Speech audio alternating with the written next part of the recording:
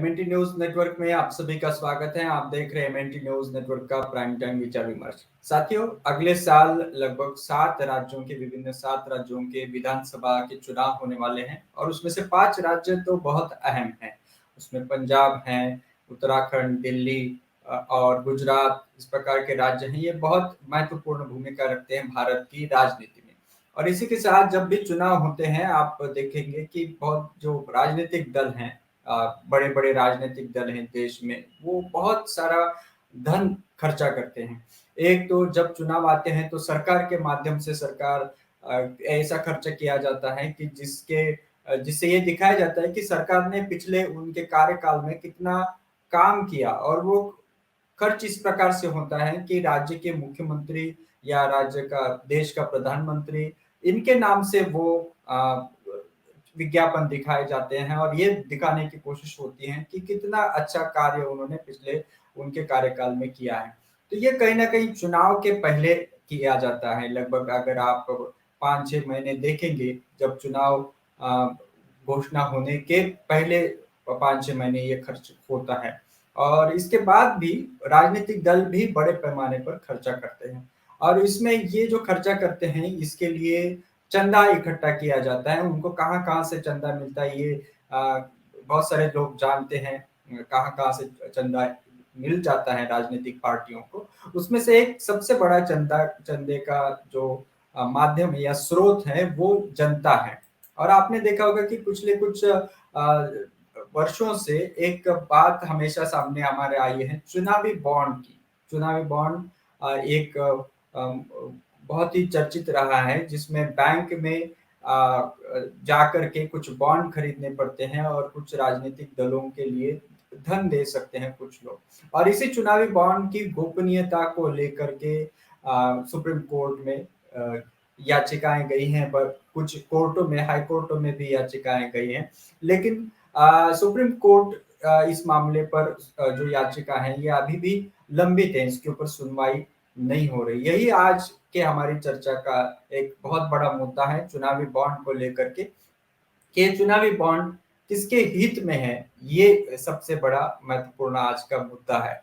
और भी जो चुनावी बॉन्ड के संदर्भ में जो मुद्दे आपको लगते हैं कि इसके ऊपर आज की चर्चा में आज के इसमें विचार विमर्श में चर्चा होनी चाहिए, ऐसे मुद्दों को आप लिखिए। चुनावी बॉन्ड किसके हित में है, इसको लेकर के जो भी सवाल ख्यालात होंगे, आप कमेंट बॉक्स में लिखते रहें। मैं आपका पुनः एक बार स्वागत करता हूं। और जो साथी हमारे साथ जुड़ रहे हैं फेसबुक पर, उनसे हम रिक्वेस्ट करेंगे कि इस वीडियो के लिंक को आप सर्वप्रथम अपनी खुद की टाइमलाइन पर इसको शेयर कीजिए और वहां से इसको आप देखिएगा, ताकि आपके जो साथी मित्र हैं वो भी इस कार्यक्रम के साथ जुड़ जाएं। अगर आप ये कार्यक्रम यूट्यूब से देख रहे हैं तो यूट्यूब के भी साथियों को हम रिक्वेस्ट करेंगे कि इस वीडियो के लिंक को आप शेयर कीजिए अपनी खुद की टाइमलाइन पर। और फेसबुक पर भी इसको, इस यूट्यूब की लिंक को शेयर कर सकते हैं। साथ ही साथ इसको आप व्हाट्सएप, मैसेंजर, टेलीग्राम, ट्विटर, जो भी माध्यम इस्तेमाल करते हैं मैसेजिंग का, सोशल मीडिया का, वहां से अपने साथी मित्रों तक इस कार्यक्रम को देखने के लिए जोड़िए। और अगर आपके घर का टीवी इंटरनेट के साथ जुड़ा हुआ है या जोड़ सकते हैं आप टीवी को, तो टीवी पर भी ये कार्यक्रम आप लाइव देख सकते हैं। यूट्यूब पर हमें सर्च कर कीजिए एमएनटी न्यूज नेटवर्क इस नाम से, और एमएनटी न्यूज नेटवर्क पर आप ये कार्यक्रम अभी लाइव चल रहा है। तो साथियों, चर्चा को हम शुरुआत करेंगे आज के विषय, और हमारे जो अतिथि वक्तागण है उनका परिचय करके देना चाहेंगे। आज का विषय है गोपनीय चुनावी बॉन्ड किसके हित में है। विषय पुनः एक बार देखिए, गोपनीय चुनावी बॉन्ड किसके हित में है। इस विषय पर हमारे साथ जुड़े हुए हैं मूल निवासी गंगाधीन गौतम सर, सामाजिक चिंतक है नई दिल्ली से। मूल निवासी professor doctor Narendra Kumar sir हमारे साथ हैं, चेयरपर्सन है राजनीतिक अध्ययन केंद्र जेएनयू जवाहरलाल नेहरू विश्वविद्यालय दिल्ली से। और मूल निवासी संदीप रामटेके सर हमारे साथ है, कार्यालय सचिव है पीपीआईडी महाराष्ट्र से। तो साथियों, चर्चा को शुरुआत कर रहे हैं और हमारे अतिथि वक्तागण हैं उनको भी आमंत्रित कर रहे हैं। पुनः एक बार आप सभी से रिक्वेस्ट, इस वीडियो को शेयर कीजिए, इस चर्चा को शेयर कीजिए और अधिक से अधिक लोगों को इसमें जोड़िए, क्योंकि ये जो चर्चा है केवल चर्चा नहीं है, एक जागृति का एक माध्यम है। हमारे रोजमर्रा के जो काम करने में जो तर्क हमें चाहिए, जो विचार चाहिए, वो इस चर्चा के माध्यम से मिलते हैं। तो आपके साथी मित्रों को फोन करके इस चर्चा में जुड़िएगा। तो मैं आमंत्रित करना चाहता हूँ आज के हमारे सभी वक्तागण। जी, बहुत बहुत स्वागत है professor Narendra Kumar sir, Gangadeen Gautam sir और संदीप रामटेकर सर। जय भीम जय भीम, यहाँ से आपका जय भीम जय भीम। बहुत बहुत स्वागत। जी, चर्चा को हम शुरुआत कर रहे हैं गंगादीन गौतम सर से। सर, जैसे हम एक बात कर रहे थे अभी दर्शकों के साथ चुनावी बॉन्ड के बारे में, जो पिछले कुछ सालों में बहुत ही चर्चा में है। राजनीतिक दलों के लिए ये एक धन का एक माध्यम बताया जा रहा है। तो हमारे आज का जो चर्चा का विषय है कि चुनावी बॉन्ड किसके हित में है, ये एक हमारा सेंट्रल पॉइंट है जिसको हम समझना चाहेंगे आपके माध्यम से। थोड़ा सा हमें ये बताइए सर कि ये जो राजनीतिक दलों को धन की आवश्यकता होती है, तो इसकी जो प्रक्रिया है चुनाव आयोग के माध्यम से या किसके माध्यम से इसको रेगुलेट किया जाता है, कौन कौन जिम्मेदार होते हैं राजनीतिक दलों के उसके उसके आर्थिक सारे मामले के लिए, मतलब उसके ऊपर कौन कौन नियंत्रण रखता है, ये थोड़ा सा आपसे हम समझना चाहेंगे कि क्यों उनको जरूरत होती है राजनीतिक दलों को धन की, और इसके ऊपर नियंत्रण कौन रख सकता है। जय भीम जय मूल निवासी सभी दर्शकों को। जैसे आपने जो आज का टॉपिक सिलेक्ट किया है, बहुत अच्छा टॉपिक है, बहुत रेलेवेंट टॉपिक है और इनफैक्ट सभी के लिए जानना जरूरी भी है, क्योंकि ये सभी को सभी के लिए एक तरह से इन्वॉल्व होता है। हर एक आदमी जो है, कोई भी पॉलिटिकल पार्टीज है, उसको मतलब जो है धन कहाँ से आ रहा है, तो as a citizen of the country, मतलब हर एक जने को जानने का अधिकार होता है कि मतलब उसको, मतलब पॉलिटिकल पार्टीज को धन कहाँ से आ रहा है, या आप किसी कैंडिडेट को चुन रहे हैं तो मतलब उसको तो कहाँ से हो रहा है। तो इस हिसाब से देखा जाए तो जो एक तरीका है इलेक्टोरल बॉन्ड्स, जो मतलब पॉलिटिकल पार्टीज को फंड करने का तरीका है, तो उसके बारे में जानना हर एक जने को मतलब जरूरी है। तो अब जैसे आपने क्वेश्चन किया कि भाई मतलब जो है पॉलिटिकल पार्टीज को धन कहाँ से आता है और किस लिए आता है, क्योंकि देखिए कोई भी पॉलिटिकल पार्टीज है तो उसको मतलब आपने ऑफिस चलाने के लिए, इंफ्रास्ट्रक्चर के लिए, और जो दूसरे मतलब चुनाव में इलेक्शन लड़ना है तो चुनाव के लिए जो भी खर्च होता है, उसके ऑफिस एस्टेब्लिश करने के लिए, कन्वेंसिंग के लिए, प्रचार प्रसार करने के लिए, ट्रांसपोर्ट करने के लिए, ट्रांसपोर्ट के लिए, तो मतलब इस तरह से जो भी मतलब कैंडिडेट मटेरियल मतलब उसमें यूज करता है, तो उन सबको मतलब जो है उसके लिए खर्च की जरूरत होती है। तो और मतलब जो है ये सारे जो है कुछ खर्च जो है कैंडिडेट अपने आप करते हैं, और मतलब जो है ज्यादातर तो मतलब जो जिस पार्टी से होता है कैंडिडेट, वो पार्टी करती है। तो पार्टी जो है अब ये फंड मतलब जो है कहाँ से करती है, तो पॉलिटिकल पार्टीज को फंड बेसिकली जनता ही करती है। उनके मतलब जो सपोर्टर्स होते हैं, जो मतलब इंडिविजुअल पार्टी फंड में डोनेट करते हैं, कारपोरेट जो है इंडस्ट्रीज वो डोनेट करती हैं, चंदा देती हैं, और भी मतलब दूसरे संगठन भी डोनेट करते हैं। तो इस तरह से ये जो पॉलिटिकल पार्टीज होती हैं उनको चंदा मिलता है, और उस चंदे से मतलब जो है पॉलिटिकल पार्टीज अपने खर्च करती हैं। तो ये जो इलेक्टोरल बॉन्ड है, बेसिकली एक तरह से जो है एक चंदा देने का तरीका है। ये जो इलेक्टोरल बॉन्ड है, ये आया था बेसिकली जो बजट जो था 2017 का, उस बजट में प्रपोज किया गया था। उसके बाद इसका गाइडलाइन वगैरह जनवरी 2018 में हुआ, तब से इलेक्टोरल बॉन्ड आता है। तो उसके पहले क्या होता था कि बेसिकली जो है हर एक पार्टी जो है पब्लिक से पैसा लेती थी। तो उसमें क्या होता था कि मतलब आपको कैश भी मतलब ज्यादातर पॉलिटिकल पार्टीज को मिलता था अकूत में, क्योंकि मतलब जो है तो जो कैश वगैरह होता था वो एक तरह से मतलब आप देखिए तो मतलब ब्लैक मनी टाइप का होता था। लोग बाग मतलब जो है पॉलिटिकल पार्टीज को डोनेट कर देते थे, और उसमें ये भी था कि मतलब पहले के हिसाब से 20,000 तक, मतलब अगर जो है 20,000 रुपए तक, मतलब अगर कोई इंडिविजुअल कोई किसी पॉलिटिकल पार्टी को देता है तो उसको डिक्लेयर करने का जरूरत नहीं होता था, ठीक है ना। मतलब जो है वो मतलब जो है किसी का किसने दिया, कब दिया, कैसे दिया, वो उसको बताने की जरूरत नहीं होती थी। 20,000 के ऊपर जो है जब जब देते थे तो मतलब वो पार्टीज के लेखा जोखा में वो हिसाब किताब देना पड़ता था। तो ऐसे मतलब वो आप देखेंगे कि जो पहले पार्टी होती थी, मतलब जो है अपने लेखा जोखा में ये बोलती थी कि मतलब जो है हमें तो किसी मतलब जो है हमने 20,000 से ज्यादा क्या है मतलब चंदा किसी से मिला नहीं। तो बेसिकली एक किस्म से देखिए तो मतलब चंदा भी लेते थे, सारा कैश भी लेते थे, और मतलब जो है उसकी कोई लायबिलिटी नहीं होती थी मतलब डिक्लेयर करने का कि किसने दिया, कहाँ से आया। तो बेसिकली ये जो है इलेक्ट्रल रिफॉर्म्स के लिए बहुत सारे मतलब क्योंकि ये मतलब जो कैश है एक किस्म से देखिए तो करप्शन का जरिया है, क्योंकि आप मतलब ब्लैक मनी कोई भी मतलब जो है पॉलिटिकल पार्टीज को दे दिया, उसका कोई हिसाब किताब नहीं है, तो और मतलब उस तरह से खर्च भी होते थे।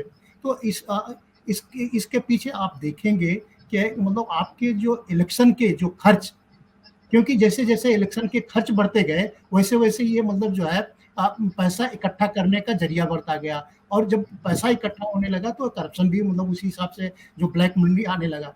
तो आप अगर देखें तो जो इलेक्शन का खर्च था, जब 1952 में पहला जनरल इलेक्शन हुआ था तो उसमें इलेक्शन करवाने में करीब 10.5 करोड़ रुपए खर्च हुए थे।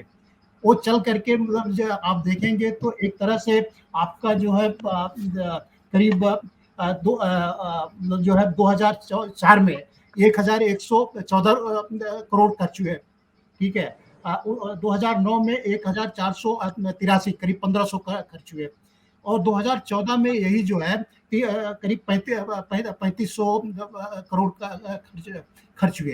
तो लेकिन ये जो है ये जो गवर्नमेंट के मतलब जो हिसाब किताब है जो गवर्नमेंट ने खर्च की है इलेक्शन करवाने के लिए, लेकिन अगर इसी के बराबर में आप देखें जो टोटल खर्च हुआ जो पार्टीज वगैरह को मतलब आप देखें तो जो मतलब जो ये 1999 में करीब मतलब जो है 10,000 करोड़ खर्च था, ठीक है। और 2004 में ये 14,000 करोड़ था, जबकि गवर्नमेंट का खर्च 1,114 करोड़ था। इसी तरह से मतलब आप 2009 में देखेंगे तो यही जो 14,000 था वो तो 20,000 हो गया, ठीक है। और मतलब 2014 वाले इलेक्शन में ये 30,000 करोड़ हो गया था, और जो लास्ट इलेक्शन हुआ 2019 का वो करीब 55,000 से लेकर के 60,000 करोड़ टोटल खर्च हुए, जबकि मतलब जो है गवर्नमेंट का करीब इसका जो है करीब 15% मतलब जो है खर्च हुआ। एक किस्म से कह लीजिए कि मतलब 8-9 हजार करोड़ जो है जो गवर्नमेंट का खर्च होता है। लेकिन इसके अलावा जो है आप देखेंगे 60,000 में 50,000 करोड़ करीब करीब जो है पॉलिटिकल पार्टीज खर्च करती हैं। अब इतना इतना बड़ा धन कहाँ से आएगा? तो ये मतलब जो है मतलब जो है पब्लिक से लेते थे, इंडस्ट्रीज से लेते हैं। तो जो और उसमें ये होता है कि भाई मतलब जो पार्टीज होती है जिनको लगता है कि मतलब जो है गवर्नमेंट आने वाला है तो उनको मतलब जो है एक किस्म से कारपोरेट जो है फंड करता है, और बाद में मतलब जो है जो फंड करता है बाद में सरकार बनी तो फिर वो जो है मतलब जो है वो उसी हिसाब से मतलब उनको कॉन्ट्रैक्ट उनको फेवर मिलता है, कॉन्ट्रैक्ट मिलता है। तो इस तरह से देखा जाए तो जो इलेक्शन का खर्च है एक किस्म से मतलब जो है ये आपके करप्शन का मतलब जरिया है। जो भी मतलब देश में करप्शन है ये इसी तरह से हुआ है। मतलब जो पार्टी मतलब इंडस्ट्रीज होती है, कॉर्पोरेट सेक्टर होते हैं, जो दूसरे ऑर्गेनाइजेशंस होते हैं जो फंड करते हैं, इंडिविजुअल फंड करते हैं, बाद में उनको फेवर करते हैं। तो ऑब्वियसली फेवर करना पड़ता है क्योंकि जब आप मतलब एक फेवर लेते हैं तो फेवर देना भी पड़ता है। तो इन सब चीज़ों को देखते हुए बेसिकली मतलब पहले से काफ़ी मतलब आवाज़ उठती रही थी कि भाई मतलब जो है इलेक्शन मतलब जो है ये जो पैसा आता है उसका लेखा जोखा होता नहीं है, कैश में आता है। और मतलब जो है जैसे बताया कि मतलब 20,000 तक मतलब जो है मतलब कोई डिक्लेयर करने की जरूरत नहीं थी। तो मतलब जो है जो इलेक्ट्रल प्रोसेस है इसमें रिफॉर्म होने चाहिए। तो फिर ये 2007 में 2017 के बजट में ये मतलब एक तरह से ये प्रावधान किया कि भाई जो है हम जो पहले 20,000 तक मतलब कैश लेते थे, वो जो है 2,000 से ज्यादा कैश नहीं लेंगे। ठीक है। और 2000 और जो है जो डिक्लेयर मतलब 2000 से ज्यादा होगा तो उसको डिक्लेयर भी करना पड़ेगा। ठीक है, 2000 तक मतलब डिक्लेयर नहीं कर सकते, करने की जरूरत है, और 2000 का मतलब जो है कैश ले सकते हैं, उससे ज्यादा कैश नहीं ले सकते। तो अब जो है एक तरीका ये निकाला इलेक्ट्रल बॉन्ड का। तो इलेक्ट्रल बॉन्ड जो है ये मतलब जो है एक तरीके से जो है पार्टी को फंड करने का तरीका है। इसमें मतलब जो है क्या होता है कि मतलब ये कोई भी इंडिविजुअल, कोई भी, जैसे मैं हूँ, आप है, या कोई और है, वो मतलब खरीद सकता है, कोई मतलब इंडस्ट्रीज खरीद सकती है, कोई संगठन खरीद सकता है। और ये खरीदा जो है बॉन्ड जो है आप मतलब जो है स्टेट बैंक के मतलब जो है 29 ब्रांचेज जो है डेजिग्नेटेड है, वो उन्हीं से आप मतलब बॉन्ड खरीद सकते हैं। ठीक है। और प्रॉब्लम क्या है कि मतलब जो है ये बॉन्ड, ये हम थोड़ा बाद में जाएंगे कि इससे दिक्कत क्या है, पहले ये समझ लेते हैं कि इलेक्ट्रल बॉन्ड है क्या। तो बेसिकली ये जो बॉन्ड एक तरह से मतलब आप एक जाएगा मतलब बैंक में जो 29 डेजिग्नेटेड बैंक्स हैं स्टेट बैंक का, वहां से बॉन्ड खरीदेगा। जैसे होता है मतलब आपने कभी जैसे एग्जाम में पहले होता था कि मतलब पोस्टल ऑर्डर मतलब जो लगाना पड़ता ना, 50 रुपए का मतलब पोस्टल ऑर्डर लगा दो, या मतलब 100 रुपए का मतलब जो एग्जाम देना होता था, कोई एंट्रेंस एग्जामिनेशन के लिए का मतलब कोई एप्लीकेशन लगाना होता था। तो आप जाते थे पोस्ट ऑफिस से, 50 रुपए दिए तो पोस्ट ऑफिस ने 50 रुपए का आपको एक सर्टिफिकेट दे देता था, आप जो है एप्लीकेशन के साथ लगाते थे, और जिसके लिए अप्लाई किया है वो जाकर के पोस्टल जो ऑर्डर होता था वो पोस्ट ऑफिस में डिपॉजिट करके वो पैसा मतलब वो ऑर्गेनाइजेशन ले लेती थी। तो इसी तरह से ये मतलब जो है आपका इलेक्ट्रल बॉन्ड है। तो मतलब जो है वहाँ जो डेजिग्नेटेड स्टेट बैंक्स हैं उस ब्रांच में जाकर के आप मतलब जो है अप्लाई करोगे, और जो है मतलब जो है कि ये मतलब इसमें एक ये लाया गया है कि आप जो है जो भी इलेक्ट्रल बॉन्ड है वो कैश से नहीं खरीद सकते, आपको अपने अकाउंट से खरीदना पैसा देना पड़ेगा। और जो है वो जो है मतलब केवल ये है ड्राइवर की जो आपको जो बॉन्ड मिलेगा स्टेट बैंक वो बताएगा नहीं मतलब जो है किसने मतलब जो है आपका नाम नहीं होगा उस पे इलेक्ट्रल बॉन्ड पे। तो आपको मतलब वो बॉन्ड मिल गया, और आप जो बॉन्ड जो है आप जाकर के जिस पार्टी को आप देना चाहते हैं उस पार्टी को मतलब आप दे सकते हैं। और मतलब देने मतलब वहां भी आपको ये डिस्क्लोज करने का जरूरत नहीं है कि आप मतलब किसने दिया। आपको मतलब जो है आपको इलेक्ट्रल बॉन्ड मिल गया, आप उसके ले जा करके ऑफिस में किसी को पकड़ा सकते हैं, आप अपने ड्राइवर को भेज करके उसके ऑफिस में दे सकते हैं, उसके लेटर बॉक्स में ड्रॉप कर सकते हैं। तो मतलब जो है और उसके बाद जो है पॉलिटिकल पार्टी जिसको आपने दिया वो उसके भी मतलब जो है अकाउंट जो है डेजिग्नेटेड अकाउंट्स है, और उन्हीं मतलब जो है 29 स्टेट बैंक्स में है, मतलब वो किसी दूसरे बैंक में वो डिपॉजिट नहीं कर सकता। तो वो जो है वहां जाकर के डिपॉजिट करेगा, और मतलब जो है स्टेट बैंक जो है उसको कैश उस पॉलिटिकल पार्टीज के उस डेजिग्नेटेड अकाउंट में ट्रांसफर कर देगा। लेकिन इस मतलब इसमें एक ये था कि साल भर में ये 4 बार मतलब ओपन होता है, आप जो ये बॉन्ड खरीद सकते हैं। मतलब हर एक क्वार्टर में मतलब महीने का क्वार्टर के पहले महीने का, जैसे जनवरी से मार्च, जनवरी में 10 दिन खुलता है मतलब वो विंडो, फिर मतलब अप्रैल से जो मतलब जो है जून के अप्रैल में खुलेगा 10 दिन, फिर जुलाई से मतलब आपका सितंबर, और अक्टूबर से दिसंबर। इस तरह से साल भर में चारों क्वार्टर में मतलब पहले महीने के मतलब जो है 10-10 खुलता है। और वो जो बॉन्ड जो है उसका जो वैलिडिटी होता है 15 दिन के लिए होता है। तो जैसे अगर 1 जुलाई को आपने बॉन्ड लिया तो वो 15 जुलाई तक मतलब जो है इनकैश करना जरूरी है, अगर इनकैश नहीं करता है तो वो बॉन्ड जो है बेकार। तो बेसिकली एक तरीका निकाला कि मतलब जो है आप कैश जो है आप रिड्यूस कर रहे हो, कैश में पॉलिटिकल पार्टीज को नहीं आएगा, और ये जो मतलब बॉन्ड जो है आप जो खरीद रहे हो अपने अकाउंट से खरीद रहे हो, तो एक मतलब जो है एक किस्म से एक मतलब जो ब्लैक मनी जो है आप मतलब अवॉइड कर रहे हो। लेकिन उसके भी मतलब प्रॉब्लम्स है, उसको हम बिल्कुल, मैं गौतम सर आपकी तरफ पुनः आएंगे। जी जी, उसके ऊपर मैं पुनः आपसे बाद में चर्चा करेंगे डिटेल में। हमारे साथ प्रोफेसर नरेंद्र कुमार सर हैं और पॉलिटिकल साइंसेस डिपार्टमेंट से जेएनयू से चेयरपर्सन हैं, वहाँ पर। सर, ये जो अभी मसला आया है, कुछ राजनीतिक दलों ने भी कोर्ट में केस है 2018 के बाद पेंडिंग है, अभी तक उसके ऊपर सुनवाई नहीं हुई है। और कुछ एडीआर जैसी ऑर्गेनाइजेशंस है जो राजनीति के मामलों में अधिकतर काम करते हुए दिखते हैं, उन्होंने भी इस मामले पर याचिका डाली थी। और अब ये जो सारे आंकड़े भी हैं कुछ अखबारों में आए हुए हैं कि कैसे एक ही राजनीतिक दल को अधिक उसका, कांग्रेस और बीजेपी यही एक दो बड़े दल हैं, बहुत ज्यादा फायदा उनको हुआ है आंकड़ों को देखा जाए तो। और उसके बाद कांग्रेस और फिर बाद में छोटे मोटे दल और भी हैं। तो ये सारी दिक्कतें हैं, तो चुनावी बॉन्ड के ऊपर बड़ा सवाल लगाया जा रहा है। तो आपको क्या लगता है कि क्यों ये सवाल खड़ा होता है? और क्या राजनीतिक दलों को चंदा लेने का यही एक सोर्स है, या इसमें और कुछ रिफॉर्म्स होने की आवश्यकता है? जी, धन्यवाद। जय मूल निवासी। देखिए, जी सर। मुझे लगता है कि जब से ये चुनावी बॉन्ड की बात चल रही है, एक बात जो है वो ये आई है कि इससे पारदर्शिता होगी। लेकिन क्या इस ये पारदर्शिता, जिस तरह से पारदर्शिता हो रही है इसमें, वो कितनी एक्चुअल में पारदर्शी है, ये हम लोगों को समझने की जरूरत है।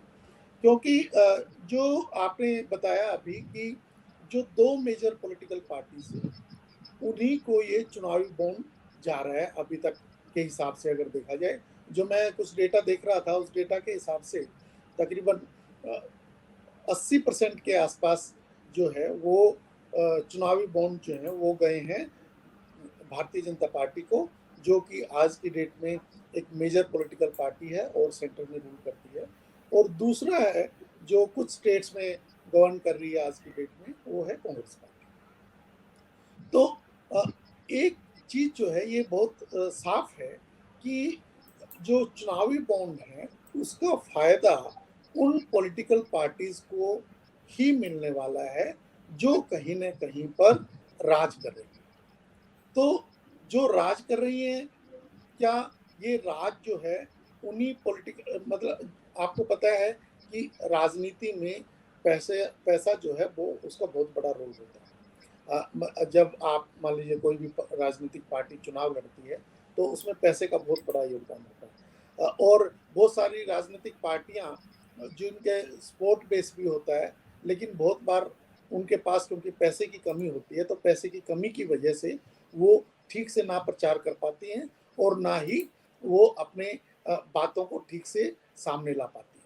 तो ये चुनावी बॉन्ड जो है इसकी अगर आप देखें कि सुप्रीम कोर्ट में मामला तो चल ही रहा है, लेकिन इसके अलावा आरबीआई ने और इलेक्शन कमीशन भी जब इसकी शुरुआत हुई, जब इसकी चर्चा हुई, तो उस पर इन लोगों ने दो मेजर इंस्टीट्यूशन है इस देश के, जिनको काफ़ी हद तक ये भी माना जाता है कि भाई ये पारदर्शी हैं। और मतलब वो कितने पारदर्शी हैं वो तो एक अलग इशू है, उस पर एक अलग बहस हो सकती है। लेकिन बाय एंड लार्ज ये समझा जाता है कि भाई इन इंस्टीट्यूशंस की वजह से हमारे लोकतंत्र को जो है कुछ हद तक पारदर्शी बनाया जाता है, और लोकतंत्र हमारा मतलब कुछ हद तक कहना चाहिए कि वो सुरक्षित है। लेकिन अगर यही इंस्टीट्यूशंस ये कहने लगे कि चुनावी बॉन्ड जो है उसकी वजह से भारतीय लोकतंत्र पर खतरा है, ये तो आपने बात बताई कि कुछ पॉलिटिकल पार्टीज और एसोसिएशन फॉर डेमोक्रेटिक राइट्स, इस ऑर्गेनाइजेशन एडीआर जिसको बोलते हैं, इस ऑर्गेनाइजेशन ने सुप्रीम कोर्ट में ये हल्फनामा भी दायर किया कि इसको रोका जाना चाहिए और इसके बारे में मतलब कुछ सोचा जाना चाहिए।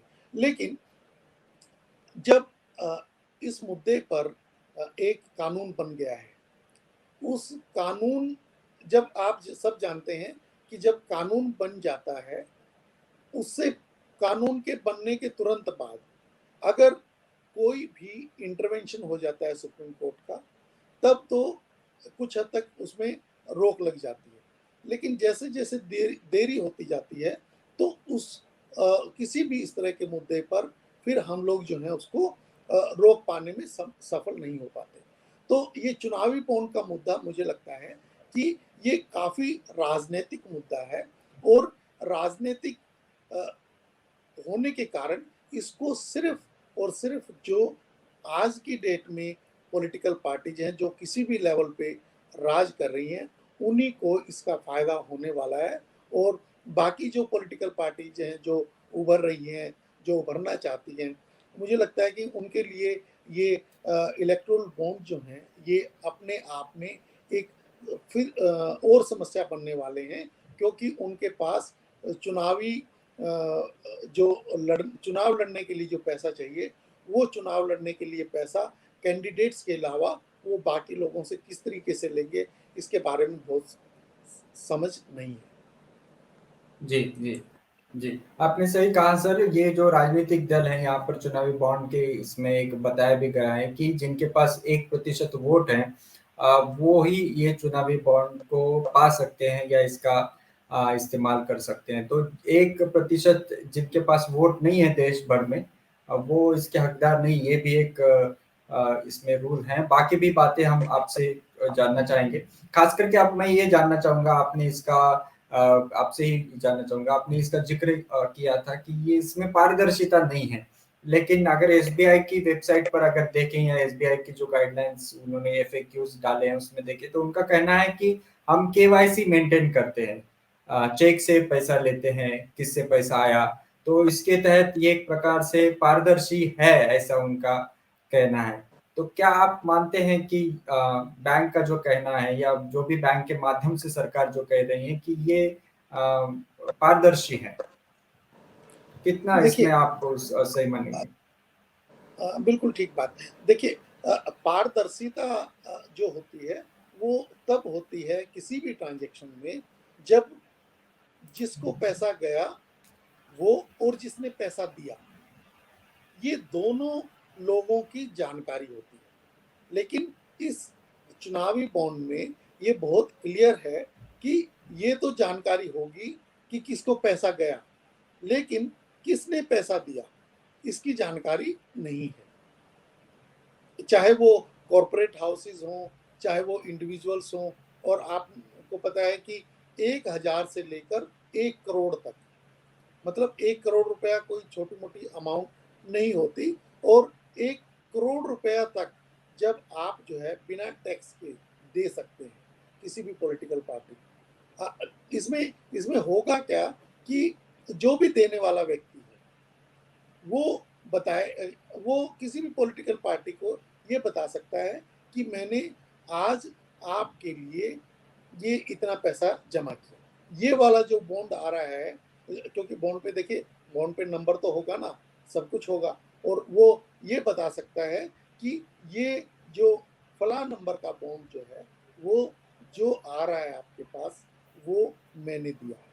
तो ये पारदर्शिता नहीं हुई, क्योंकि ये जो इसकी जानकारी जो है सिर्फ 2 लोगों के बीच में है, या तो जिसने लिया पैसा और जिसने दिया। लेकिन जो पब्लिक है, पब्लिक को इस चीज की जानकारी नहीं है कि ये पैसा किसने दिया। और जब पारदर्शिता तभी होती है जब ये पता रहे कि इस व्यक्ति ने पैसा दिया, इस संस्था ने पैसा दिया और फला पॉलिटिकल पार्टी को दिया, तब उसको पारदर्शिता कहते हैं। जी जी, इससे जुड़ा हुआ एक छोटा सा सवाल पूछ के मैं आगे फिर संदीप रामटेके सर की तरफ आऊंगा। आपने चुनावी बॉन्ड की बात की, लेकिन इसके साथ ही इलेक्टोरल ट्रस्ट भी है इस देश में जो चुनाव के लिए चंदा देते हैं। कुछ कंपनियां या कुछ संस्थाएं मिलकर के चुनाव ट्रस्ट बनाए हुए हैं, उनके माध्यम से भी चंदा मिलता है।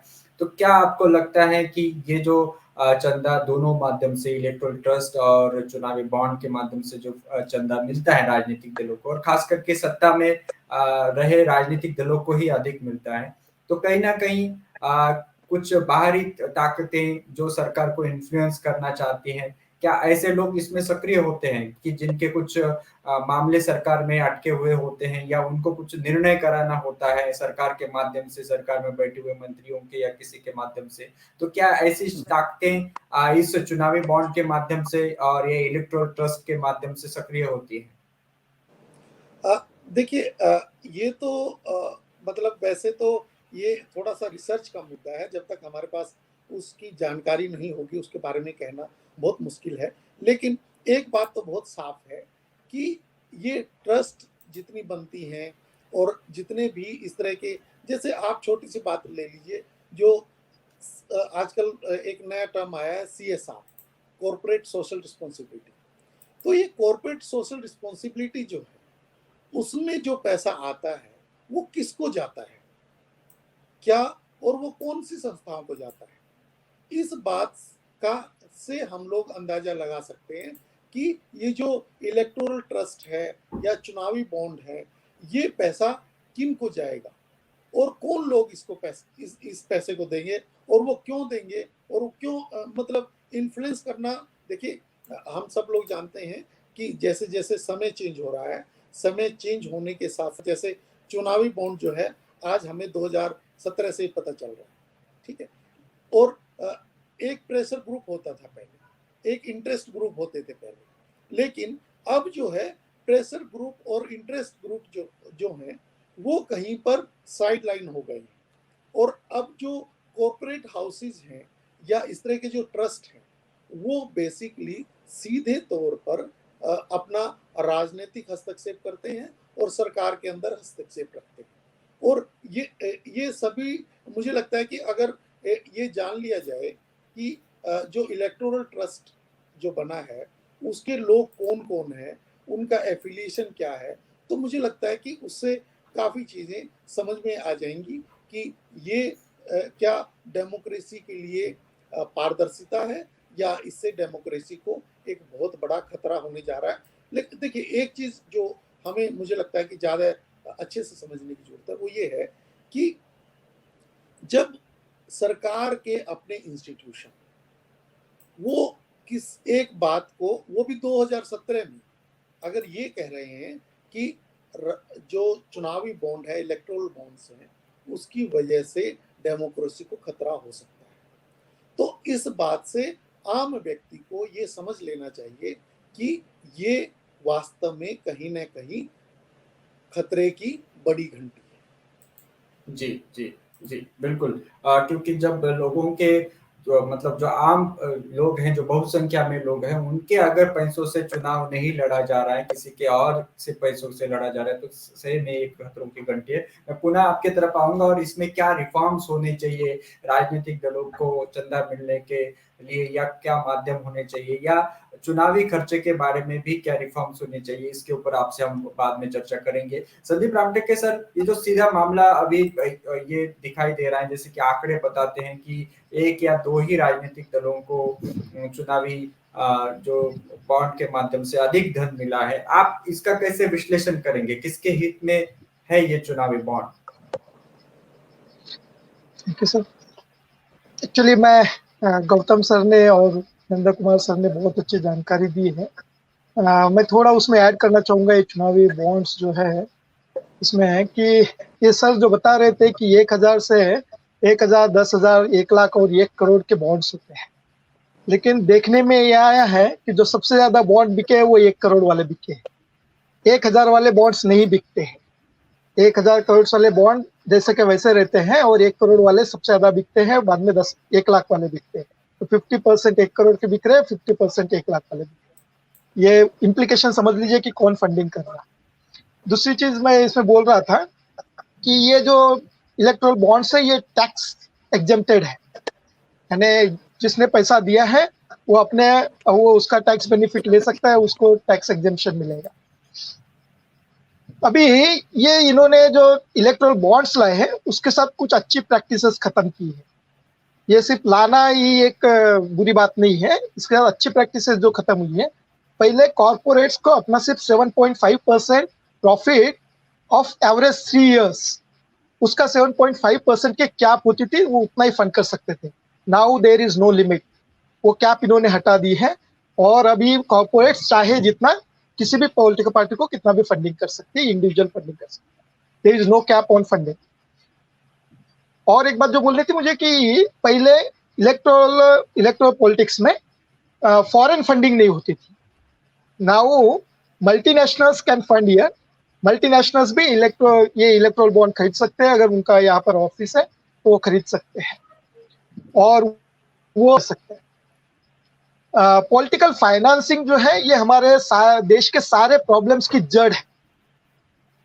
जो भी हो रहा है ना इस देश में, जितना भी बुरी चीजें चल रही है, उनकी जड़ अगर कोई है तो पॉलिटिकल फाइनेंसिंग है। और वो पॉलिटिकल फाइनेंसिंग अच्छी ट्रांसपेरेंट होनी चाहिए, इसके लिए कोशिश होनी चाहिए थी, लेकिन इसको ओपेक बनाया है, इसका ओपेसिटी बढ़ाया है, इसकी अपारदर्शिता बढ़ाई है थ्रू इलेक्ट्रोल बॉन्ड्स। पहले करप्शन पॉलिटिकल फाइनेंसिंग का सबसे बड़ा पार्ट माना जाता था, अभी इस करप्शन को और बढ़ावा मिला है। ये इलेक्ट्रोल बॉन्ड्स दूसरा कुछ नहीं है, मनी लॉन्ड्रिंग के तरीके हैं, इधर का पैसा उधर खेलने के तरीके हैं। और अभी हम देखेंगे कि इंडिविजुअल्स डोनेट करते हैं, नो इश्यू। कॉर्पोरेट्स को भी एक बार समझ लेते हैं, कॉर्पोरेट्स डोनेशन दे रहा है विदाउट एनी कैप।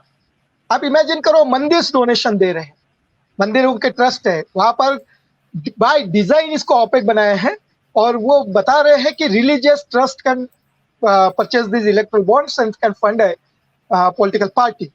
आप सोचो कॉन्ट्रैक्टर्स दे रहे हैं, कॉन्ट्रैक्टर्स इलेक्ट्रोल बॉन्ड खरीद के दे रहे हैं, एनजीओ जो है वो खरीद कर इलेक्ट्रोल बॉन्ड्स पॉलिटिकल पार्टीज को दे रहे हैं। और फॉरेन एजेंसी जो है, फॉरेन फंडिंग एजेंसी जो है, मल्टीनेशनल कंपनी जो है, और कुछ इंटरेस्ट ग्रुप होंगे फॉरेन जिसको इंडिया में इंटरेस्ट है, वो लोग पैसा दे रहे हैं। क्या इम्प्लीकेशन होगा इसका? अभी ये सब हो रहे हैं और एनोनिमिटी है कि किसने दिया है, ये बॉन्ड पे नहीं लिखा है, और पॉलिटिकल पार्टी को मैंडेटरी नहीं है कि उसको किसने दिया है ये बताएं।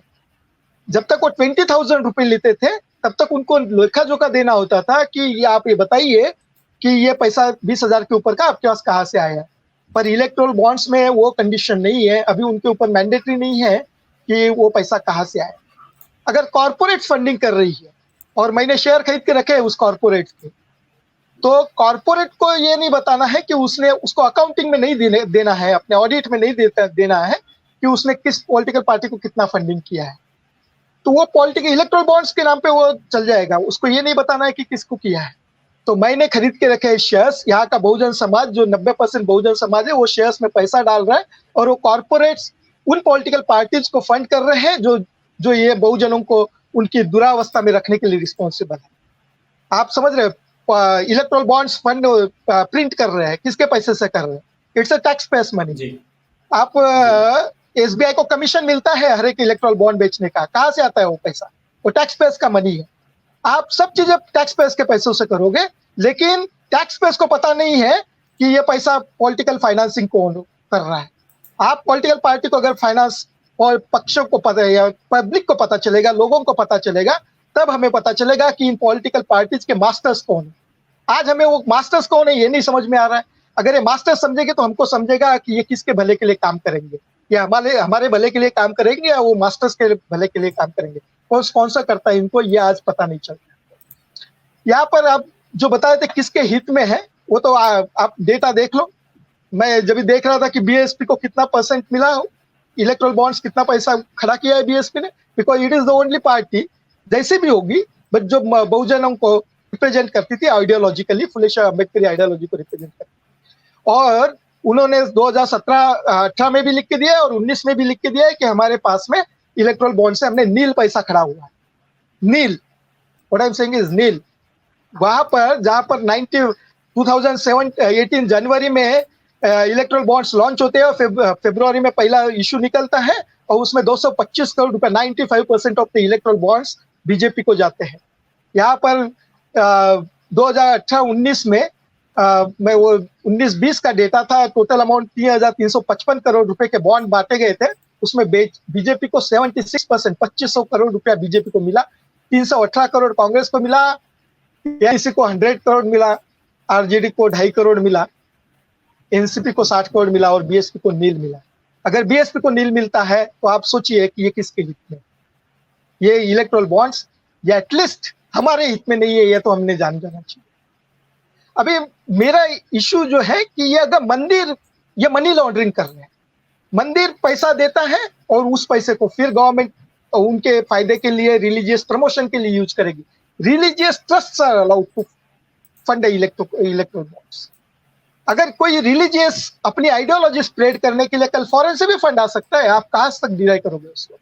उसके लिए आपने एफसीआरए में ये बना दिया कि हम लोग रिलीजियस पर्पज के लिए पैसा नहीं लेंगे, but you allowed at the same time कि यहाँ के मंदिर डोनेट करे इलेक्ट्रोल पॉलिटिक्स में, पॉलिटिकल पार्टीज को। Your intentions are very clear. आप रिलीजियस ट्रस्ट इंडिया की आपको अलाउड है, फॉरेन के अलाउड नहीं है। एफसीआरए में मॉडिफिकेशंस के इन्होंने जितनी चीजें इलेक्ट्रोल बॉन्ड लाके बुरी की है, उससे ज्यादा अच्छी चीजें इन्होंने डिस्टर्ब की है, जो पहले बहुत अच्छी थी। अभी ये सर बता रहे थे, गौतम सर भी, ये इंस्टीट्यूशनल जो डेमोक्रेसी के प्रोटेक्ट करने के लिए, उसको अच्छे से रन करने के लिए जो इंस्टीट्यूशंस बनाई गई है, उसको डीमीन करने का, उसको अंडरमाइन करने का, उसको डिस्ट्रॉय करने का ये इलेक्ट्रोल बॉन्ड बहुत बड़ा एग्जांपल है। और इसमें सिर्फ इलेक्शन कमीशन और आरबीआई ही नहीं हुए, इसमें इलेक्शन कमीशन और आरबीआई नहीं, सुप्रीम कोर्ट, सारे लोग बोल रहे हैं कि इलेक्ट्रोल बॉन्ड्स पारदर्शी होने चाहिए, आप डोनर्स का नाम दे दो। और सुप्रीम कोर्ट तब से आज तक वो सुनवाई को तैयार नहीं है। सुप्रीम कोर्ट अपने आप दोषी है इस पूरे इंस्टीट्यूशनल फ्रेमवर्क में। It is playing a culprit role. हाँ, उन्होंने इस पे डिसाइड करना चाहिए था, उनको समझ नहीं रहा है क्या? और parliament itself, the whole parliament, it knows that it's anti democracy, फिर भी वो बिल पास हो जाते हैं। तो हमारे जो चुने हुए सांसद है वो भी ये कल्प्रिट है इस सब चीजों को लाने के लिए। यहाँ आप अगर डोनर्स पता है तो आपको पता चलेगा कि ये फेवरेटिज्म क्यों हो रहा है। जब पॉलिसी मेकिंग होगा तो आप देखेंगे, अभी भी हम जानते हैं, मानते हैं, बट उसके प्रूफ्स नहीं होते हैं। इलेक्ट्रोल बॉन्ड्स हमको प्रूफ्स दे सकते थे कि ये कॉन्ट्रैक्ट इसको क्यों मिला, इस एनजीओ को गवर्नमेंट का फंडिंग क्यों ज्यादा हुआ, और जो भी कॉन्ट्रैक्ट्स मिलने हैं जिन जिन लोगों को या कंपनियों को, उनको क्यों मिले। हम डायरेक्ट लिंक कर सकते थे, but it is not there. इसमें सबसे ज्यादा डिसएडवांटेज में कौन है? एडवांटेज में तो पॉलिटिकल जो पावर में है वो है। क्यों है? एसबीआई अपने बैंकिंग सीक्रेसी को लेके, या फिर बैंकिंग हमारी एक सीक्रेसी है, उसमें हम डेटा शेयर नहीं कर सकते, इसलिए बैंक नहीं दे रही है, स्टेट बैंक बाहर वो डोनर्स के नाम नहीं दे रही है। बट क्या ये जो पावर में है पार्टी है उसके लिए लागू होता है? नहीं। पॉलिटिकल पार्टी जो पावर में है, जो रूलिंग में है, वो कभी भी बोल सकती है एसबीआई को कि आप दिखाइए हमें, ये इसका डेटा भेज दीजिए। और वो गवर्नमेंट ऑर्गेनाइजेशन है, पब्लिकली फंडेड और गवर्नमेंट कंट्रोल्ड एसबीआई है, वो पूरा का पूरा डेटा वो पॉलिटिकल जो रूलिंग पार्टी है उसको प्रोवाइड करती है। तो रूलिंग पार्टी को पता है कि किसने पैसा दिया है और किसको दिया है। अभी अगर रूलिंग पार्टी उसको किसने दिया है उससे ज्यादा इंटरेस्ट इसमें लेती होगी कि वो अपोजिशन वाली पार्टीज को किसने दिया, और ये सबसे ज्यादा खतरनाक है। अगर कल हमको पता चलता है कि किसी एक कॉर्पोरेट घराने ने एक हमारी फुले अम्बेडकर आइडियोलॉजी के किसी पॉलिटिकल पार्टी को फंड किया है, तो ये गवर्नमेंट तो उसकी वाट लगा डालेगी, उसको तो बर्बाद कर देगी। वो सोचेगी कि आइडियोलॉजिकली हमारे अपोनेंट्स जो है उनको फंडिंग कर रहा है, जो इंडिविजुअल्स ने हमको डोनेशन दिया है उनको बर्बाद कर देंगे। ये तो अल्टीमेटली तुम अपने आइडियोलॉजी के लिए और अपनी चीजों के इस्टेब्लिश करने के लिए तुमने ऐसा सिस्टम बनाया है कि तुम्हारे अपोनेंट्स कभी उभर ना पाए।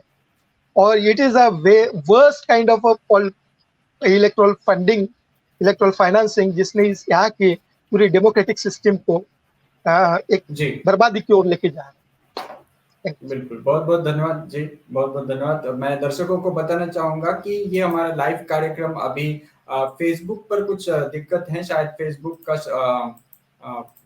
डाउन है सर्वर या कुछ और भी कारण हो सकता है, जिसकी वजह से फेसबुक पर अभी लाइव नहीं दिख रहा है। लेकिन आप सभी जो साथी यूट्यूब पर देख रहे हैं तो कृपया इस लिंक को फेसबुक पर सर्च करें, अपने अपने फेसबुक पर, अपने अपने अकाउंट पर, तो इनकी कार्यक्रम देखेगा। और बाद में हम इस कार्यक्रम को अपलोड करेंगे पुनः एक बार। आधा कार्यक्रम शायद वहां पर फेसबुक पर चल रहा है, और जिनके फेसबुक पर नहीं चल रहा है कृपया कमेंट बॉक्स में लिखे कि नहीं चल रहा है, और ये कार्यक्रम यूट्यूब पर भी जारी है, यूट्यूब और ट्विटर पर। तो चर्चा को आगे बढ़ाते हैं। आपने सही कहा संदीप रामटेके जी कि एक ही पार्टी को लगभग अधिक फंड मिला है। मैं दर्शकों के लिए बताना चाहूंगा कि 2019-20 की अगर आंकड़े देखें तो जो भारतीय जनता पार्टी है उसको लगभग 3,427 करोड़ रुपए एक साल में मिले थे 19-20 में, और उसमें से सबसे ज्यादा जो फंड है 2,555 करोड़ ये केवल मात्र चुनावी बॉन्ड से मिले थे।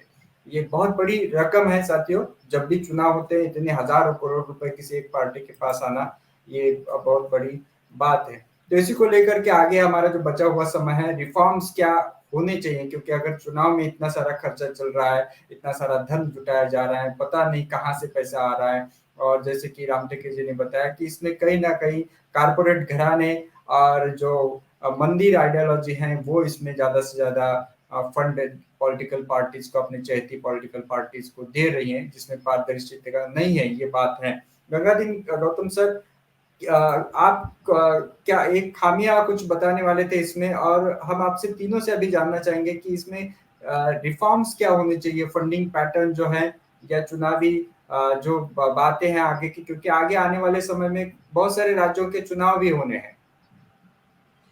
जैसे खामियों की अब बात करें तो इसके लिए काफ़ी कुछ तो मतलब रामटेके जी और प्रोफेसर साहब ने कवर कर दिया, लेकिन उसमें अगर देख के थोड़ा सा ऐड करना चाहें तो जैसे जो कंपनी एक्ट है, जैसे मतलब रामटेके साहब ने बताया, कंपनी एक्ट को मतलब रिवाइज अमेंड किया गया। पहले ये था कि मतलब जो है 7.5% वो भी 3 साल के एवरेज का मतलब जो है कंपनी पॉलिटिकल पार्टीज को डोनेट कर सकती थी। यानी अगर मतलब एवरेज अगर 3 साल का 100 करोड़ है तो 7.5 का मतलब 7.5% के हिसाब से 7.5 करोड़ डोनेट कर सकते थे। लेकिन उसको अमेंड करके मतलब जो है अब लिमिट हटा दिया। यानी जो 3 साल पहले था कंपनी के लिए था मैंडेटरी की कोई कंपनी जो है 3 साल पुरानी होनी चाहिए, मतलब मतलब उससे मतलब अगर आज कोई एक कंपनी खोल करके आप मतलब जो है पैसा किसी पॉलिटिकल पार्टीज को नहीं दे सकते थे। अब चूंकि वो अमेंड कर दिया, अब वो 3 साल वाला है नहीं, तो बेसिकली कोई भी कंपनी जो है एक अगर फॉरेन की कंपनी है वो मतलब जो है अगर फंड करना चाहती है पॉलिटिकल पार्टीज को तो एक शेल कंपनी बना करके यहाँ इंडिया में कोई कंपनी अपने पेरेंट कंपनी से मतलब जो है पैसा इधर ट्रांसफर करके और उससे जो है बॉन्ड खरीद करके दे सकती है, क्योंकि अभी वो 3 साल वाला क्राइटेरिया रहा नहीं। ठीक है। इसके अलावा देखा जाए तो जो मतलब कोई अगर आपके बाहर की कंपनी अगर मतलब कोई आपके इलेक्शन को मतलब जो है इन्फ्लुएंस करना चाहती है तो यहाँ मतलब जो है और जिस पॉलिटिकल पार्टीज को मतलब वो फेवर करना चाहती है तो एक बाहर से मतलब जो है एक कंपनी खोल करके शेल कंपनी खोल करके मतलब उसमें पैसा ट्रांसफर करके बॉन्ड खरीद करके दे सकती है। तो एक और उसके अलावा अगर मतलब जो है जैसे होता था मतलब जो डिमोनेटाइजेशन हुआ था बेसिकली उसका पर्पज यही था कि आपको जो है कैश सर्कुलेशन कम करना है, आपका काउंटरफीट नोट्स जो है मतलब जो है अवॉइड करना है, मार्केट से निकालना है, मतलब इस तरह से जो नकली नोट है और इस तरह के। तो लेकिन अब इसमें भी तो यही है कि क्या है कि मतलब जो है आप इलेक्ट्रल बॉन्ड जो है आज के डेट में आप देखिए शेयर जो भी शेयर मार्केट शेयर के है मतलब कोई भी मतलब जो है आप पेपर में नहीं हो रहा है, सारे डीमैट अकाउंट खोले जाते हैं उसमें डिजिटाइज होते हैं, लेकिन इलेक्ट्रल बॉन्ड जो है मतलब जो डिजिटल नहीं किया गया। आरबीआई का मतलब मेन मुद्दा यही था, आरबीआई ने इस पे अपोज किया था कि भाई मतलब जो है ये आप इसको एक किस्म से जो आप कैश है जो आप दे रहे हैं, क्योंकि मतलब जो है डिमोनेटाइजेशन में यह था कि कैश मतलब जो है जो अवॉइड करना है मार्केट में, मतलब जो है काउंटरफीट नोट से मतलब ब्लैक मनी अवॉइड करना है। लेकिन एक तरीके से ये जो है आप उसको बढ़ावा दे रहे हैं उसके अलावा जो है एक कैश जो ट्रांजैक्शन होता है ये आरबीआई इशू करता है, दूसरा कोई अथराइज नहीं है। लेकिन एक किस्म से आप ये एक जो इलेक्ट्रल बॉन्ड है, एक आप जाते हैं बैंक से लेते हैं तो बैंक एक लेटर टाइप का दे देता है, बॉन्ड दे देता है, और उस लेटर को आप मतलब जो है कोई भी जिसको बेयरर को दे दिया, पॉलिटिकल पार्टीज को दे दिया और जाकर के इनकैश कर लिया, और उस तो एक किस्म से कैश है। तो कैश मतलब आरबीआई का यही ऑब्जेक्टिव था कि भाई एक आप जो है कैश केवल आरबीआई इशू करता है, दूसरे कोई एजेंसी नहीं कर सकती है। तो एक किस्म से ये जो है आपके मतलब जो है कोई भी अगर फॉरेन कंपनी आपको मतलब जो है काउंटरफीट बना सकता है, आपके मतलब जो है इसको इलेक्ट्रल बॉन्ड आपका मतलब जो है बना करके काउंटरफीट इलेक्ट्रल बॉन्ड बना करके आप मतलब मार्केट में डाल दिया, मतलब किसी ने ले लिया, पॉलिटिकल पार्टीज के लेटर बॉक्स में डाल दिया और ले जाकर के मतलब जो है इनकैश कर लिया। तो इस तरह से एक ये मतलब इसमें ड्रॉबैक्स है। दूसरा ये है कि आप देखेंगे कि जो ये रूल्स बने थे, रूल ये बने थे कि आप जैसे पहले बताया कि मतलब जो है हर एक क्वार्टर में 10 दिन का मतलब ये खुलता था, जनवरी में, अप्रैल में, जुलाई में, अक्टूबर में। लेकिन ये रूल बनाया बीजेपी गवर्नमेंट ने 2018 में जनवरी में, लेकिन बनाते ही इन्होंने ही मतलब इस रूल को तोड़ा है, ठीक है। और ये था कि मतलब जो 10-10 दिन का जो है ये तो हर साल मतलब ओपन होता है, और जब ये जनरल इलेक्शन होगा तो उसमें स्पेशल जो है 30 डेज का मतलब जो है विंडोज दिया जाता है। और जनरल इलेक्शन किसके लिए होता था, मतलब हाउस ऑफ पीपल मतलब लोकसभा के लिए होता था। लेकिन 2018 में ही इन्होंने ये मतलब रूल तोड़ा अपने फायदे के लिए। तो मतलब बेसिकली जो है जबकि जनवरी 2018 में गाइडलाइन बनी और इन्होंने पहला जो मार्च 2018 में 10 दिन के लिए ओपन कर दिया। तो और उस मार्च 2018 में 220 करोड़ के आसपास जो है इलेक्ट्रल बॉन्ड किया है, और जैसे लोगों ने बताया कि 220 करोड़ में से 215 करोड़ जो है बीजेपी के थे, 5 करोड़ मतलब जो है कांग्रेस के थे। तो ऑलमोस्ट 95% जो है इनके बीजेपी को है। फिर उसके बाद उन्होंने अप्रैल में मतलब खोल दिया आज पर द मतलब जो गाइडलाइन। अब जो है मतलब कर्नाटका के उसमें 2018 में बहुत सारे असेंबली के इलेक्शन होने थे, तो कर्नाटका का इलेक्शन जो है मतलब मई 2018 में होना था। तो इन्होंने जो है गवर्नमेंट ने फाइनेंस मिनिस्ट्री को मतलब बोला कि भाई मतलब इसको 10 दिन का मई में ओपन कर दिया एज एक्सेप्शनल केस। जबकि ये जो मतलब 30 डेज का जो मतलब विंडोज है वो केवल जनरल इलेक्शन के लिए है, लोकसभा के लिए, जो कि 2019 में होना था। तो उसमें भी मतलब इन्होंने मई में मतलब रूल को ब्रेक किया। फिर उसके बाद अक्टूबर मतलब जो अक्टूबर में गया।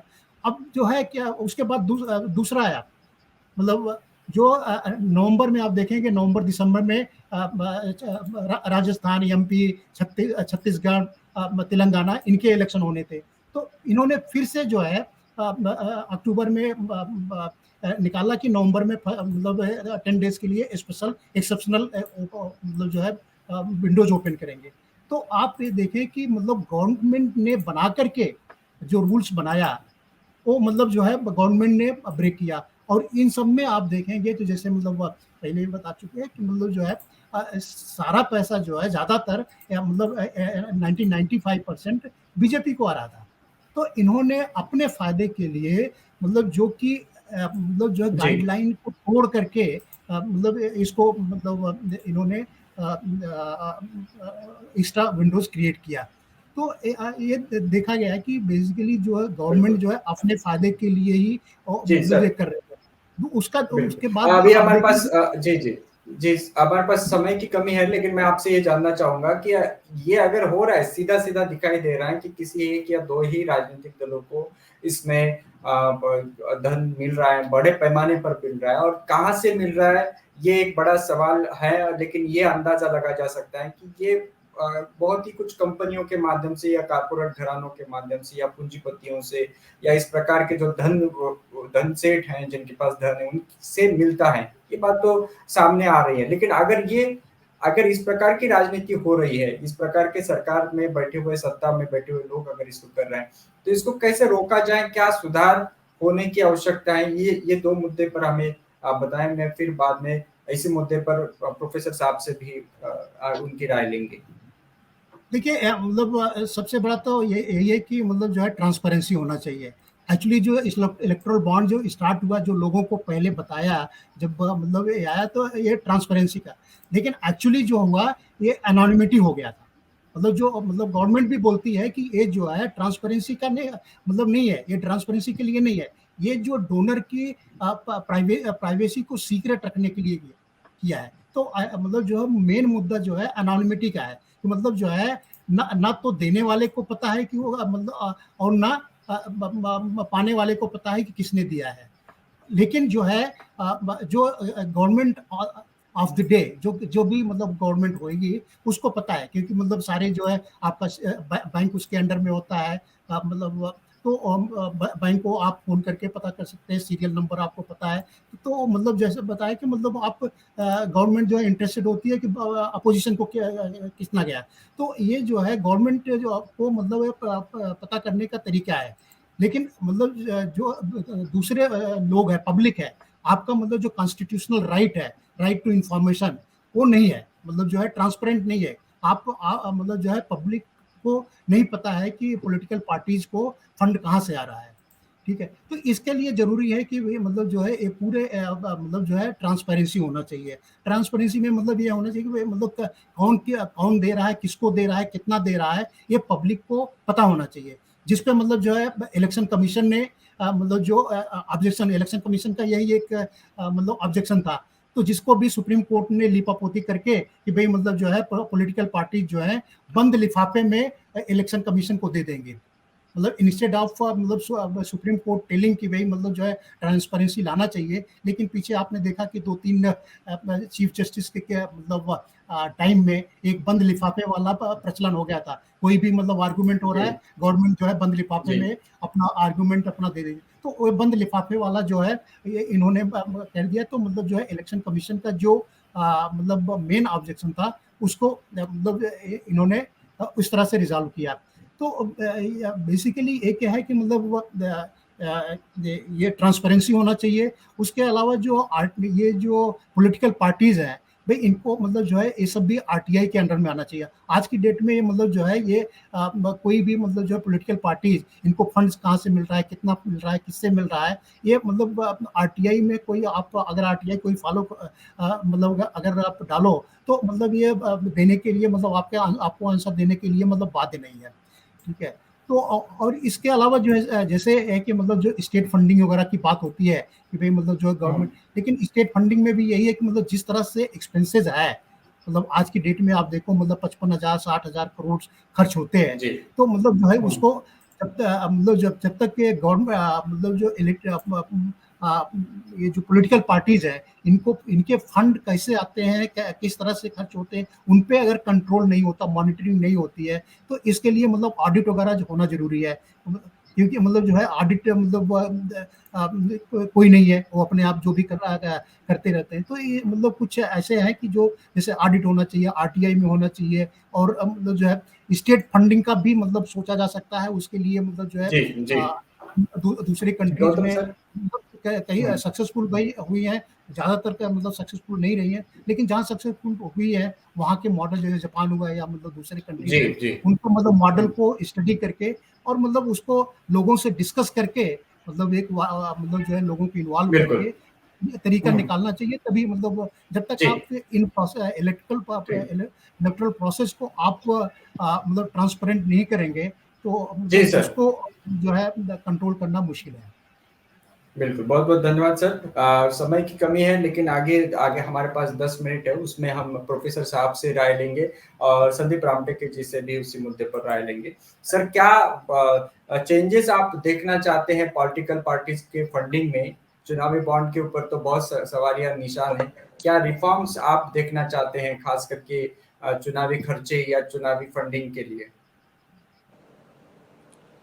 देखिए, मुझे लगता है कि जैसे एक समय में आपको पता है कि एक टीएन सेशन आए थे।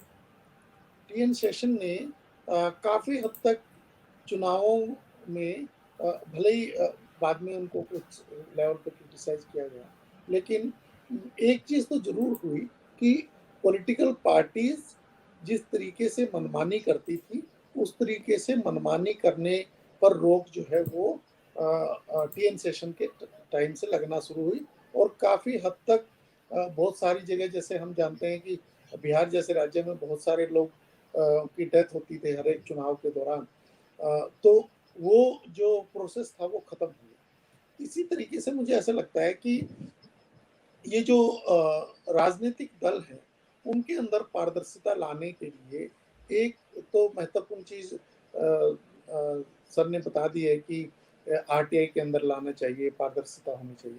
लेकिन देखिए, आरटीआई के अंदर ला देने से चीज़ें ठीक होती हैं कि नहीं होती हैं, ये मुझे लगता है कि अपने आप में एक ये सोचने वाला मुद्दा है, क्योंकि ये आरटीआई आने के बाद भी जो करप्शन के तरीके हैं वो बदल गए हैं।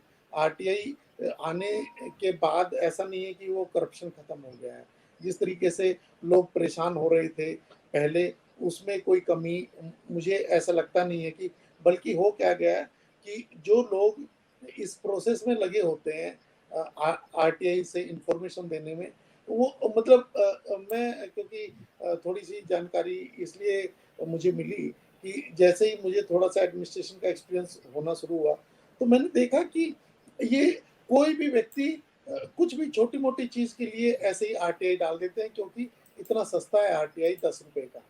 तो मुझे ऐसा लगता है कि जो आरटीआई के अंदर आने से ही बात बनने वाली नहीं है, क्योंकि आरटीआई से जो हम लोग सोच रहे थे कि बहुत सारी चीज़ें हो जाएंगी, वो ये जरूर हुआ है कि थोड़ा सा कम हो गया है, थोड़ा करप्शन भी थोड़ा कम हो सकता हो गया हो, लेकिन जो जो राजनीतिक करप्शन है, करप्शन एट हाई लेवल्स है, वो करप्शन जो है वो तब तक खत्म नहीं होगा जब तक कि राजनीतिक पार्टियां और जो सरकारें हैं वो अपने आप ये सिंसियरली और ऑनेस्टली ये नहीं सोचेंगी कि आज हम पावर में हैं तो हम लोगों को इस तरीके से अगर करेंगे तो कल को हो सकता है जब हम बाय चांस पावर में नहीं रहेंगे तब हमारा क्या होगा।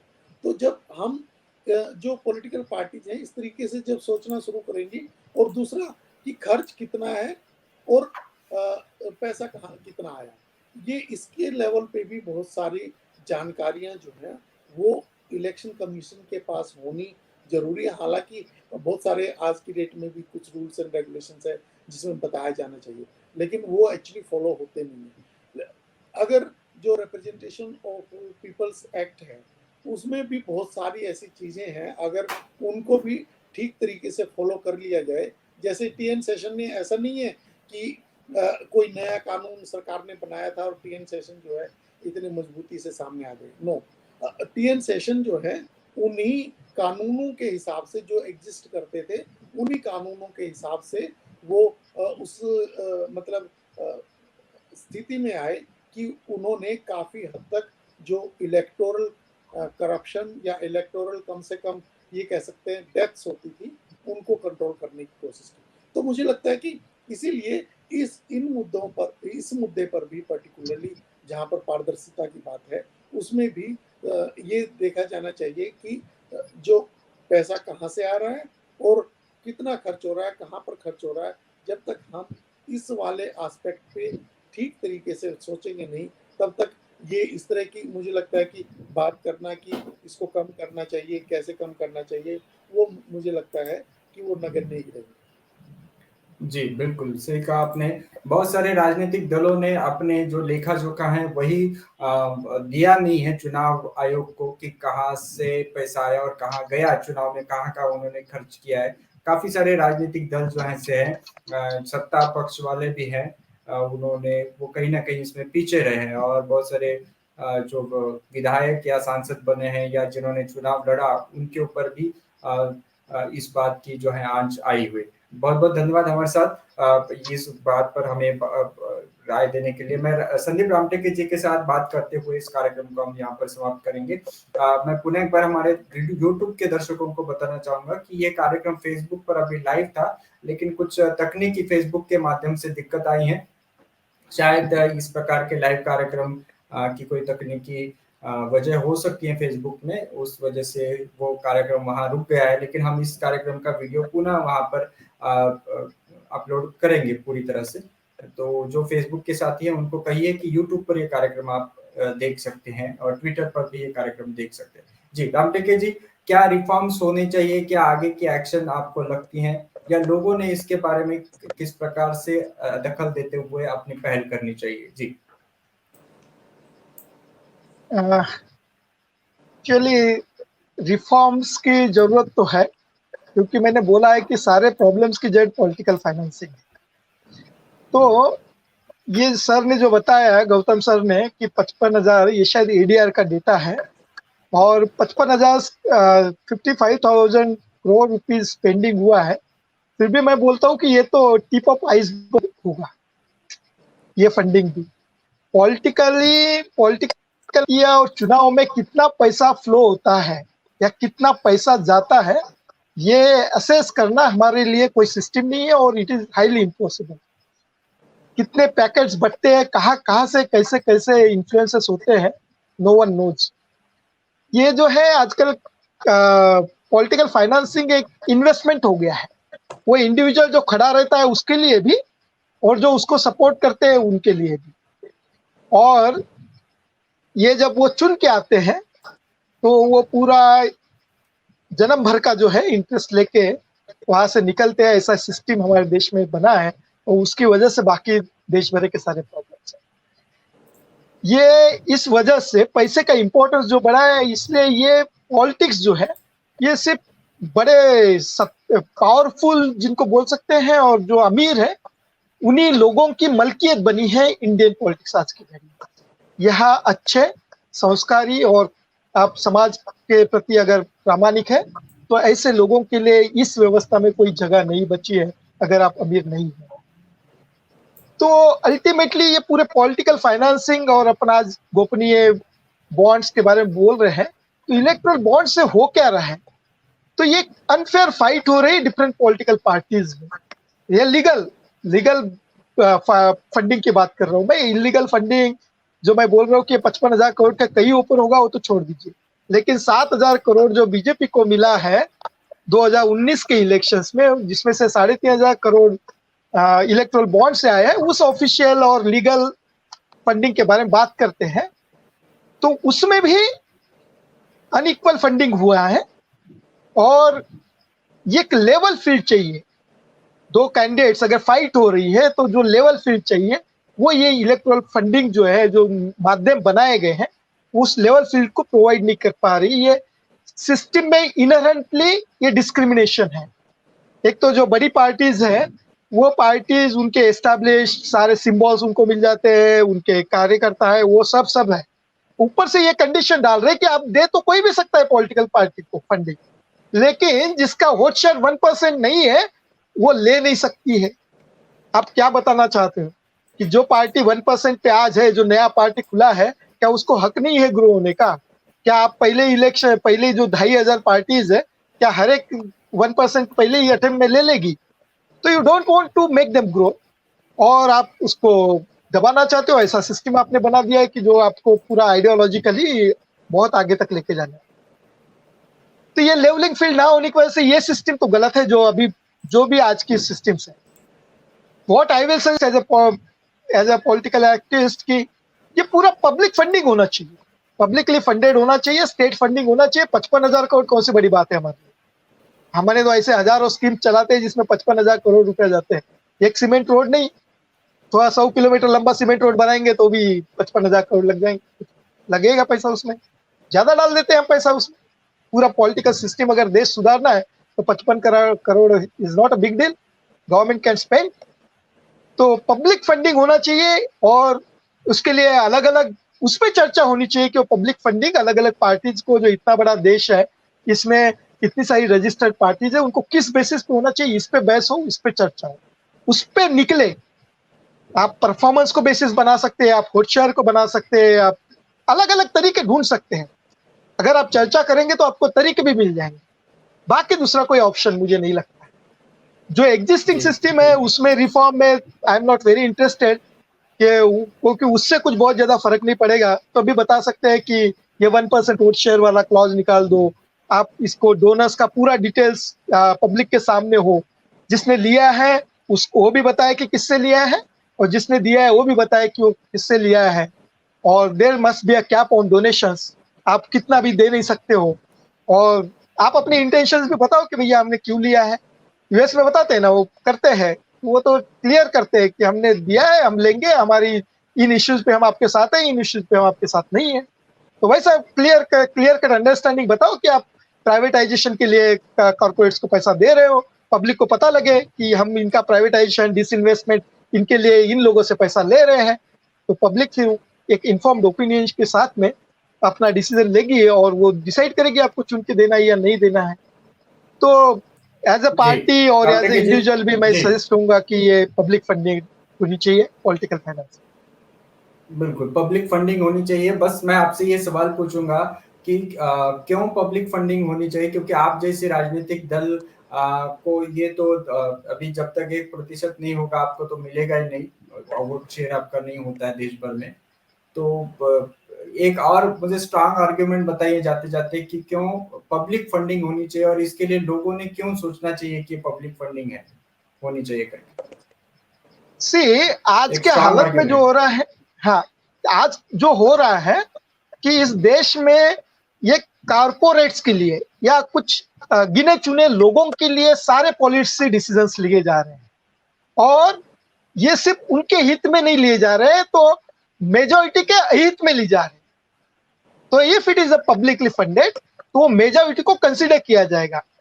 यहाँ के जो भी पावर में आएगा वो पब्लिक पैसे से आ रहा है, तो he should care about public. और वो अगर जी, कुछ गिने चुने लोगों के पैसे से आ रहा है, तो he will look after their interest. तो ये पब्लिक फंडिंग तो जी, होना ही चाहिए, क्योंकि यहाँ पे 130 करोड़ जनता है, और आप कुछ वो 1% लोगों के लिए ये बाकी 99% पब्लिक को सफर नहीं करा सकते। जी, बहुत-बहुत धन्यवाद, बहुत-बहुत धन्यवाद। आज की चर्चा को हम यहाँ पर आपकी अनुमति लेकर के समाप्त करना चाहेंगे। समय अधिक हो गया है। मैं एमएनटी न्यूज़ नेटवर्क की ओर से और हमारे जो तमाम दर्शक हैं जो जुड़े हुए हैं हमारे साथ, उनकी ओर से, और आगे भी इस कार्यक्रम को जो देखेंगे उनकी सभी की ओर से मैं आज के हमारे जो अतिथि वक्तागण हैं आपका मैं आभार व्यक्त करना चाहता हूँ। हमारे साथ समय देकर के जेएनयू से प्रोफेसर नरेंद्र कुमार सर हमारे साथ जुड़े, गंगाधर गौतम सर हमारे साथ जुड़े, और संदीप रामटेके जी, बहुत-बहुत धन्यवाद। आगे भी हम इस प्रकार से आपसे राय मशवरा लेंगे, आपकी सलाह मशवरा लेंगे। जी, थैंक यू वेरी मच। जय भीम, जय वनवासी, जय भारत, जय संविधान। Thank you very much. जी, साथियों, एमएनटी न्यूज़ नेटवर्क का ये जो कार्यक्रम है यहीं पर फेसबुक और यूट्यूब पर रहेगा, लेकिन फेसबुक की जो दिक्कत मैंने आपको बताई, वहाँ से कुछ तकनीकी कारणों की वजह से उन्होंने ये कार्यक्रम डिलीट किया है हमारा, और हमारे साथ अभी पिछले कुछ महीनों से अक्सर ये होते हुए दिखाई दे रहा है कि फेसबुक की तरफ से और कभी-कभी यूट्यूब की तरफ से हमारे इस कार्यक्रम के प्रसारण को रोकने की कोशिश होती है, और हमारी जो चर्चाएँ हैं कहीं न कहीं इसका भी कुछ असर होता है, क्योंकि ये जो चर्चाएँ हम करते हैं वो मूल्यवासी बहुजन समाज के हित में रखकर हम करते हैं, और पूरे भारत के नागरिकों के हित को ध्यान में रख कर के चर्चा हम करते हैं। कई बार इसके खिलाफ में कुछ लोग इस वीडियो को बताते हैं, क्योंकि फेसबुक और यूट्यूब पर एक ऐसा ऑप्शन है कि जिसके माध्यम से आप इस वीडियो को ये बता सकते हैं कि ये समाज के खिलाफ में है, ऐसी इस प्रकार की बातें फेसबुक और यूट्यूब पर हैं। तो आप सभी से हम रिक्वेस्ट करेंगे, जो साथी इस कार्यक्रम को देख रहे हैं, उन सभी से हम बताना चाहेंगे कि आप जब तक इसको अधिक से अधिक शेयर नहीं करते, जब तक इसको आप अपने खुद के अकाउंट पर, लेकिन होता क्या है कि आप एक ही व्यक्ति एक ही ग्रुप में बहुत बार, मतलब 100 लोग एक ही ग्रुप में शेयर करते हैं। जैसे हमारा एमएनटी न्यूज़ नेटवर्क का ग्रुप है मूल निवासी बहुजन, उसमें आप बहुत सारे कार्यकर्ता उसी ग्रुप में शेयर करते हुए दिखाई देते हैं। आप अपने खुद की टाइमलाइन पर शेयर नहीं करते हैं, और इस वजह से भी काफ़ी सारी दिक्कतें आती हैं। और जो आप कमेंट करते हैं कमेंट बॉक्स में खास करके, अब उन कमेंट के ऊपर भी आप ध्यान दीजिएगा, क्योंकि आप विषय के बारे में कमेंट ना करते हुए दूसरे ही कुछ बातें अगर जब कमेंट करना शुरू कर देते हैं, तो भी वो ऑफेंसिव क्लास में चले जाते हैं और इस वजह से हमारे जो सोशल मीडिया का कार्यक्रम है उसमें ज़्यादा से ज़्यादा लोगों तक पहुंचने में दिक्कतें आती हैं। तो इसके ऊपर हम विस्तार से आपको कभी न कभी बताएँगे कि क्या दिक्कतें आती हैं। लेकिन आपसे को हम ये कहेंगे कि इस प्रकार के कार्यक्रमों को आप सपोर्ट कीजिए, इसको शेयर कीजिए अधिक से अधिक व्हाट्सएप के माध्यम से या मैसेंजर के माध्यम से, ट्विटर के माध्यम से और इसके हित में जो कमेंट्स है, विषय के बारे में जो कमेंट्स है, उसी को आप रखिएगा। तो इस प्रकार की चर्चा हम लगातार करते रहेंगे, कोई भी परेशानी हो, कोई भी बात हो, इस वीडियो को हम फेसबुक पर पुनः अपलोड करेंगे। बहुत-बहुत धन्यवाद हमारे साथ जुड़ने के लिए। जाते-जाते हम कल के कार्यक्रम की यहाँ पर जानकारी देंगे। कल का जो विषय है आपके स्क्रीन पर उसका बैनर है।